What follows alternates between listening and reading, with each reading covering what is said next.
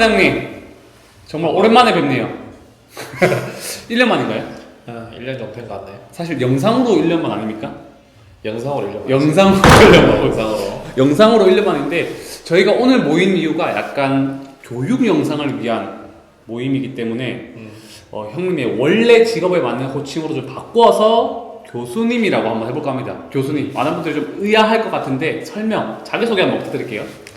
안녕하세요. 팀 IMX의 앰버서더 김주영입니다. 저는 대구의 영남이공대 물리치료학과에서 강의를 하고 있습니다. 오늘 이렇게 이제 교육 영상을 찍게 되는데 제 의견이나 사견이 어느 정도 들어가 있는 부분이기 때문에 불편하신 부분이 있을 수도 있어요. 이해해 주시길 바랍니다. 그럼 혹시 선수업 쪽도 살짝 딱 한 줄만. 최근에 작년에 IFBB 이제 캐나다 대회에서 체급 1등을 한 적이 있습니다.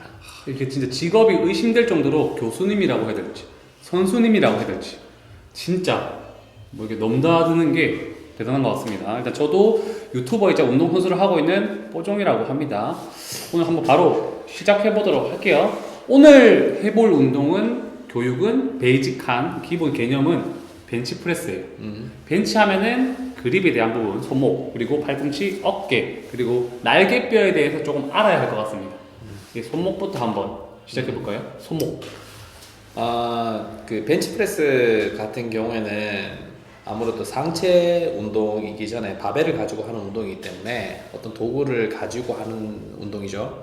그러면은 우리가 그 바벨을 처음에 그립을 잡는 것부터 이제 시작이라 생각해요. 바벨의 그립을 잡을 때 어떻게 잡느냐, 어떻게 잡아서 우리 몸에 이제 작용을 시키느냐에 따라서 운동에 대한 효율성도 달라지고 안정성이 달라진다고 생각합니다.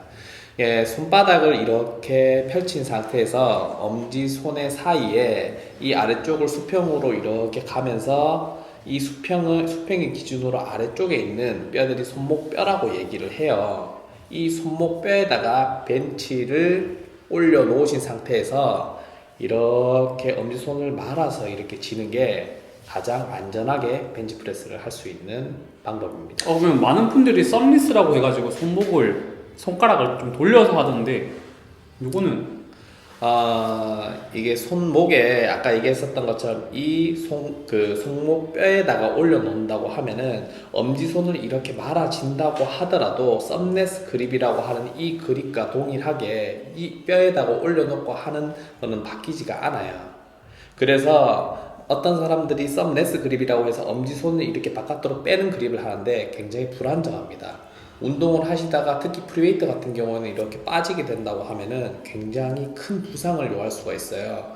다른 것보다도 가장 부상률이 높은 운동 중에 하나고, 그리고 또 생명과도 직결될 수 있는 이제 이런 그 안정성이 요하는 방법은 절대 불안정한 그런 방법을 사용하시지 말고 안전한 방법을 사용하십시오.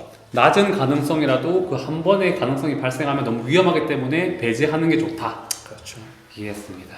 이제 팔꿈치와 어깨 각도에 따른 타겟 머슬 이해가 좀 필요할 것 같은데요. 아까 바벨을 손바닥 위에 올려놓는 방법을 제가 말씀드렸어요. 그러면은 팔꿈치의 각도와 그 다음에 이 경관절에 우리가 벌림에 대한 각도, 이 각도에 대한 얘기를 할 거예요. 팔꿈치의 각도는 저희가 빈 바를 통해서 하셔도 되고, 아니면은 스트레칭 바인 나무 바를 통해서 연습을 해도 돼요.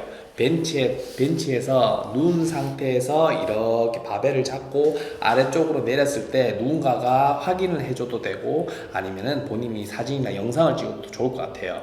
바닥에서 이 전환이라고 하는 이 팔이 수직이 된 상태의 넓이만큼 벌린 상태에서 그대로 아래쪽으로 내려와 주면 좋을 것 같아요. 근데 이거와 더불어서 중요한 게 어깨 관절의 각도겠죠? 어깨 관절의 각도 같은 경우에는 이렇게 올라가 있는 90도인 각도에서 하시는 것보다 살짝 아래쪽에 내려서 하시는 게 좋아요. 왜 이렇게 하는 게 좋으냐? 우리가 뒤쪽에 우리가 손바닥을 가져다 대어 보면은 날개뼈라고 하는 게 만져질 겁니다. 이 날개뼈가 모양이 이렇게 손가락을 이렇게 오므린 것처럼 이 상태에서 이 위팔뼈라고 하는 애가 이렇게 안으로 들어가 있어요. 그러면은 이게 90도가 이렇게 올라가면서 이게 위팔뼈에 있는 갈고리처럼 생겨 있는 모양처럼 가상으로 생각을 하면은 이 견봉이라고 하는 거에 가깝게 부딪히게 됩니다. 그러면은 이 위팔뼈가 올라가면서 이 중간에 있는 근육들이나 아니면 수동적인 조직들이나 이런 것들이 끼일 수가 있다는 거죠. 그래서 임핀지먼트 신드롬 해가지고 이런 끼임 증후군이나 이런 것들이 생길 수가 있어요. 그 어깨가 딱딱거리는 그거 말씀하시는 건가요? 딱딱거린다기보다는 이런 조직들이 찝히기 때문에 어떻게 보면 나중에 염증이나 이런 것들이 발생이 될 수가 있다는 거죠. 간혹 가다가 운동을 초급으로 하시는 분들이나 운동을 하셨던 분들 같은 경우에도 간혹 이렇게 하시는 분들이 있는데 수직으로 이 상태에서 관절의 움직임을 계속 하시는 분들이 있으시더라고요. 그러면서 나중에 통증이 생겨서 못 하시게 되시는 분들이 있어요. 어깨가 아프다, 이렇게 팔을 갖다가 이렇게 들어올리는데 통증이 있다 라고 하시는 분들이 있어요. 그런 분들이 이런 잘못된 동작을 통해 가지고 지속적으로 이제 운동을 갖다가 하시다가 이렇게 염증이나 이런 것들을 발생시키면서 운동을 계속적으로 하시는 분들이 있으시더라고요. 방금 말했다시피 이제 세 번째인 날개뼈를 할 건데 지금 손목을 바를 돌리다 보니까 팔꿈치가 이어졌고 어깨가 이어졌고 이 어깨랑 또 이어지는 마지막 구간인 날개뼈. 날개뼈에 대해서 한 번 더 들어보면 좋을 것 같습니다. 날개뼈 같은 경우에는 우리가 숄더 패킹이라는 단어를 많이 쓰기도 하죠. 숄더 패킹 같은 경우에는 뒤에 있는 이런 날개뼈가 이렇게 우리가 팔을 갖다 올리면 이렇게 같이 어버드 로테이션이라고 하는 위쪽으로 돌아가는 동작을 갖다 하기도 하고 이렇게 내리게 되면 아래쪽으로 다시 돌아오기도 해요. 근데 숄더 패킹이라는 동작은 이 날개뼈, 두 날개뼈가 이렇게 내전돼서 모이고 그리고 난 다음에 위에 있는 이 내전되는 근육들을 갖다가 잘 못 쓰시는 분들 같은 경우에는 위에 승모근인 어깨를 으쓱하는 근육, 상승모근이라고 해서 위에 승모근을 이렇게 같이 써서 으쓱하는 동작을 갖다가 만들어내기도 합니다. 하지만 내전시킨 상태에서 아래쪽으로 어깨를 갖다 내리는 동작을 제대로 해 주어야지 숄더 패킹이 완벽하게 되었다라고 생각하셔도 돼요. 이 숄더 패킹이 완벽하게 된 상태에서 벤치에서 누워 있는 상태라고 하면은 체중과 그리고 잡고 있는 무게에 의해서 이 날개 스캐플러라고 하는 이 날개뼈가 벤치에서 빠져나가시지 않으실 거예요. 그래서 처음에 시작하실 때 이 숄더 패킹을 제대로 해주시는 게 가장 중요합니다.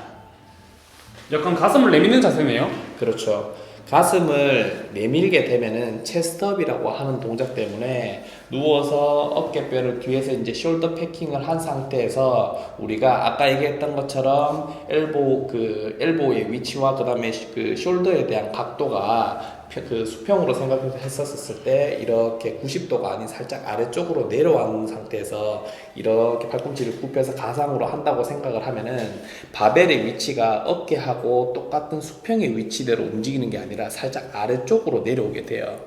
하지만 체스트업을 이렇게 하게 된다고 하면 벤치에서 누워서 체스트업을 하게 된다고 하면 이 가슴의 위치는 아래쪽에 있었던 것들이 위로 올라오게 됩니다.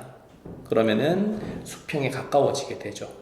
그러면은 효율적으로 운동을 할 수 있으면서 안정감 있게 운동을 할 수가 있어요. 이게 지금 좋아요. 따로 하나씩 들어보니까 조금 헷갈리는 부분이 좀 있거든요. 이 세 가지를 묶어서 그립, 손목, 팔꿈치, 어깨, 날개뼈까지 묶어서 한번 간략하게 최종 정리를 한번 해볼 수 있을까요?